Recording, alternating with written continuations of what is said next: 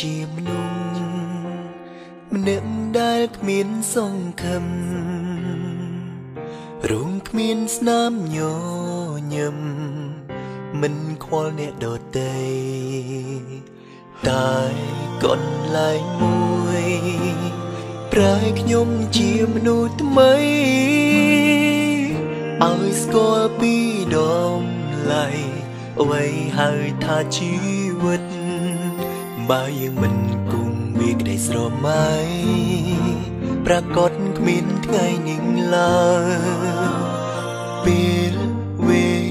លាហាក់ដើរលឿនណាស់គ្រប់ពេលនឹកដល់អ្នក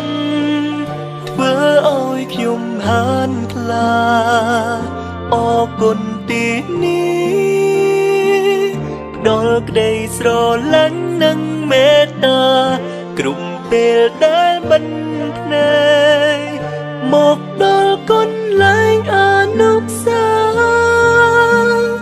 ចិនកាន់តែរួមគ្នាទោះសុបដេចញ៉ាក៏សាងអាណាគតល្អ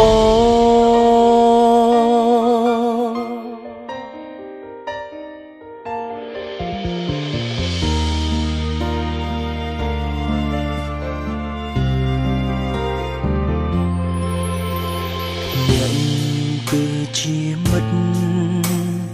ឲ្យខ្ញុំមានសង្ឃឹមជួយឲ្យខ្ញុំរឹងពឹងជាមនុស្សមានតម្លៃថ្ងៃនេះខ្ញុំបានឆ្លងកាន់ពីមជោគជ័យ Golden Gate ជានៃឲ្យខ្ញុំមានថ្ងៃនេះ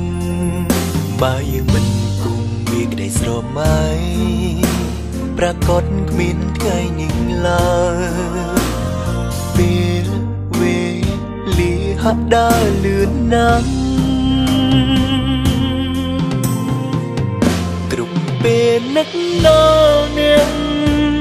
ធ្វើឲ្យខ្ញុំហានខ្លាអរគុណទីនេះដល់ក្តីស្រឡាញ់និងមេត្តាគ្រប់ពេលដែលមិនភ្នែក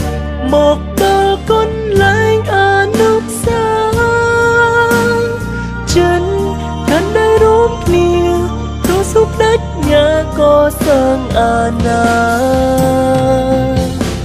គតល្អ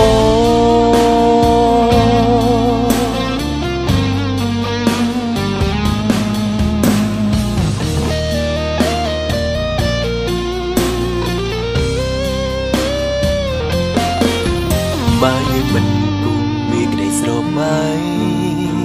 ប្រកបគ្មានថ្ងៃនេះឡើយពេលវេលាហាក់ដើរលឿនណាស់